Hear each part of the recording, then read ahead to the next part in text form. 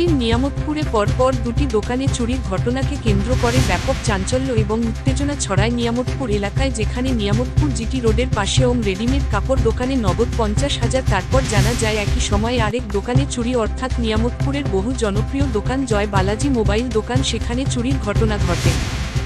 জয় বালাজি দোকানে মালিক হেমু ঘেরিয়ার স্ত্রী নিশা ঘেরিয়া জানিয়েন প্রায় 30 থেকে 35টা মোবাইল ফোন চুরি হয়েছে, যার বাজার মূল্য প্রায় 80 লাখ টাকা। গতকাল পরপর দুটি দোকানে চুরি, একই সময় একই কায়দায়, অর্থাৎ দোকানের শাটার ছেড়ে দোকানের ভিতর ঢুকে চুরির ঘটনায় গতকাল এলাকা জুড়ে ব্যাপক চাঞ্চল্য ছড়িয়ে পড়ে। এরপর নিয়ামতপুর ব্যবসায়ী সংগঠন পথ অবরোধ করে বিক্ষোভ দেখিয়েছিলেন। কী ধরনের চুরির ঘটনা গেল, এই প্রশ্ন উঠতে লাগে সাধারণ মানুষের মধ্যে। তারই মধ্যে ভাইরাল হল নিয়ামতপুর জয় বালাজি মোবাইল দোকানের চুরির ঘটনার সিসিটিভি ফুটেজ আজ সকালে, যেখানে দেখা যাচ্ছে প্রায় 5 থেকে 6 জনের একদল যুবক প্রথমে মোবাইল দোকানে আসে। তার মধ্যে একজন চাদর দিয়ে বাকিদের ঢেকে দেয়।